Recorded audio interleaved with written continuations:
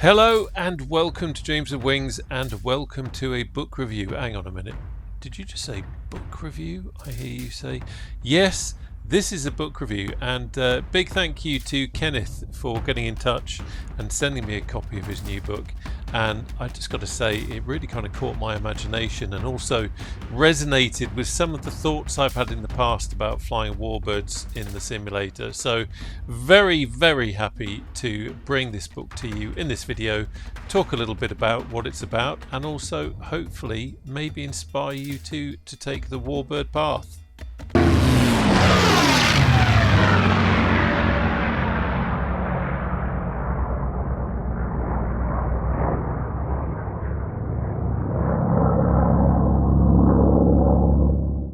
Well, here we are. This is the book. First of all, love that it's spiral bound, nice and easy to open it up flat when you're flying. That's a nice little feature, that. But this is The Pilot Makers of World War II in Flight Simulator, Volume 1, Canada, Australia and New Zealand. And this is by Kenneth James Kerr. And again, big thank you to Kenneth for sending me a copy of this book for me to have a look at. And I think it's a lovely little book.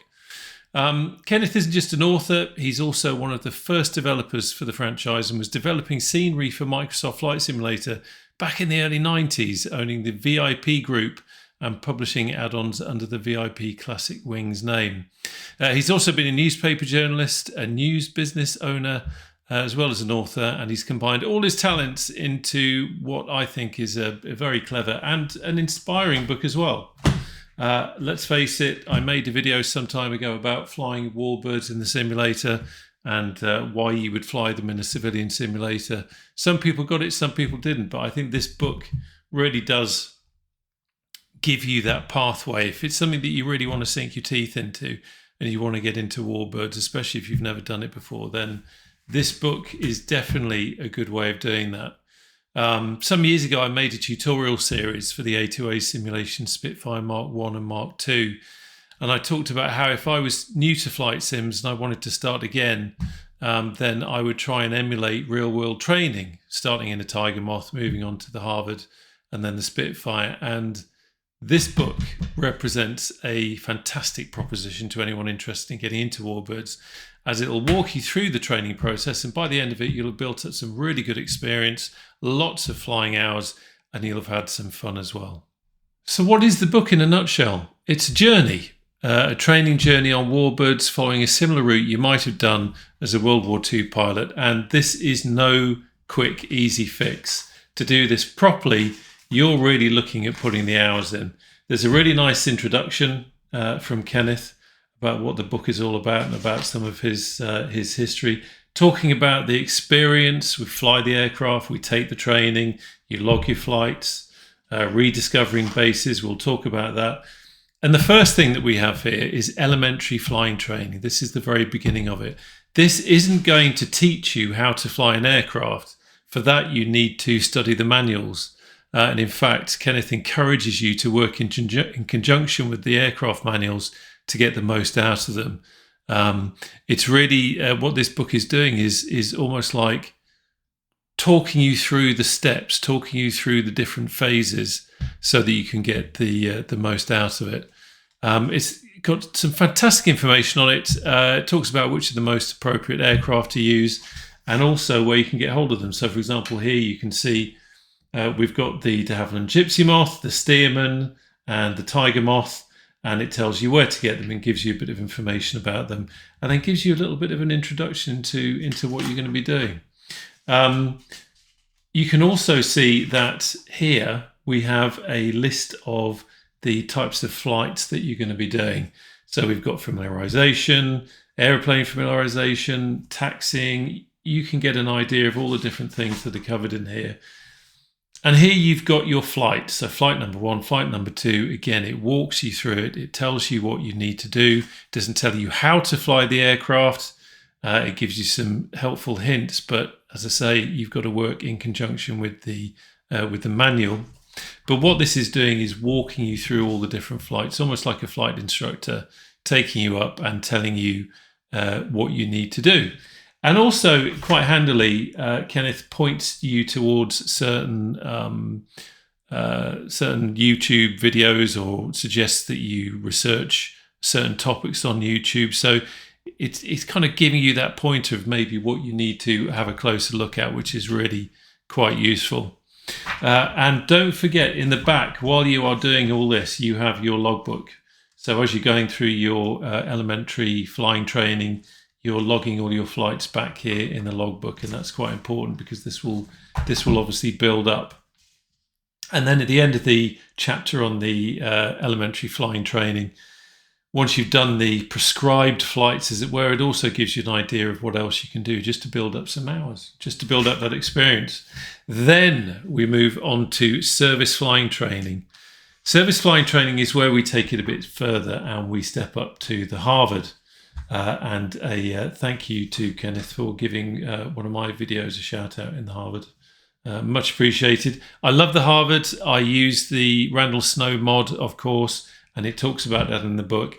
But here you go. You've got a choice here. Again, it's giving you an idea of which aircraft you might want to fly, the Harvard or the Anson. The Harvard is recommended. It's also talking about where you can choose to fly from, because it's Canada, it's Australia, it's New Zealand. It's covering those parts of the world. So again, some really good ideas there. Goes through the ground school for the Harvard, which is really quite cool. Again, here we go. Thank you for the shout out.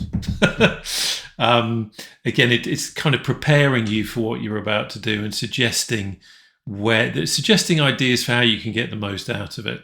For example, making sure you use the checklist. Thoroughly recommended. But again, you've got all the different flights that you're going to be taking as part of this course. This isn't as long as the elementary flying course, but it's really getting you back up to speed on the Harvard so that you're ready to progress on to the Spitfire.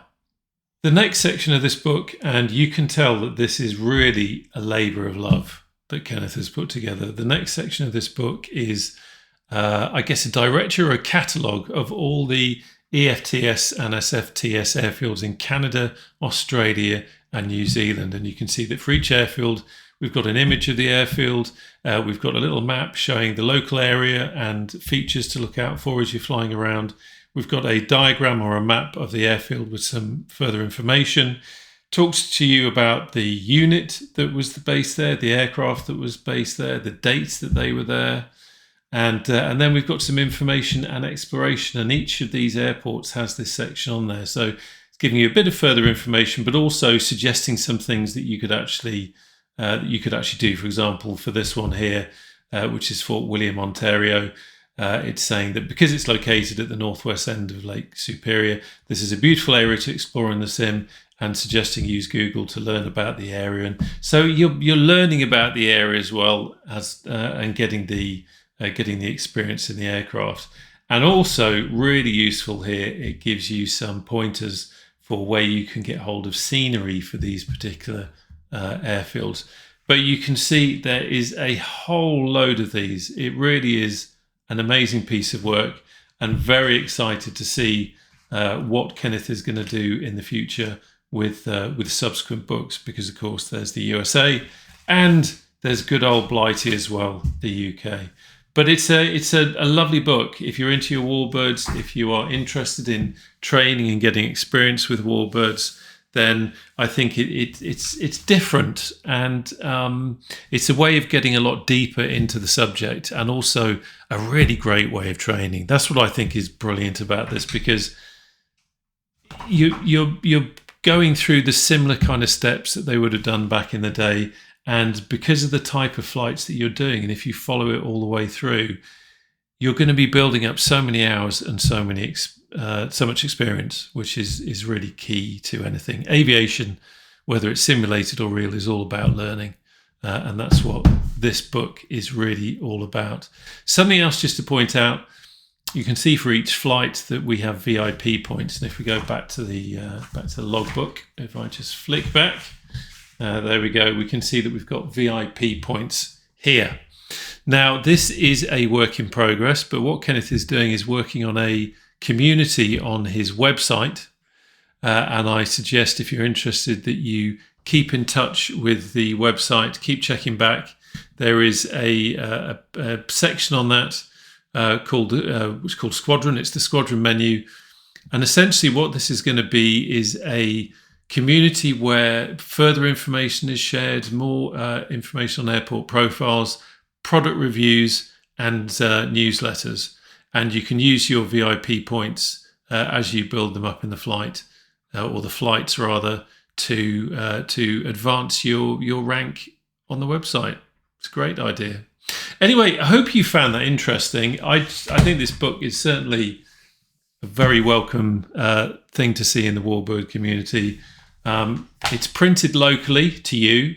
What I would do is I'll put a link down below to the website. It's Lulu.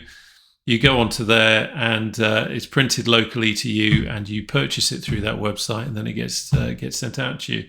But just have a look just to check that it's available in your country, because that's going to be a pretty important thing, isn't it? Anyway, thank you for watching. Thanks again to Kenneth. Gotta love the warbirds. Can't get enough of them.